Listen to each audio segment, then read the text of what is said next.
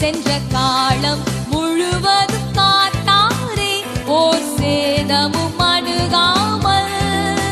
சென்ற காலம் முழுவதும் காத்தாரே, ஓர் சேதமும் அணுகாமல்.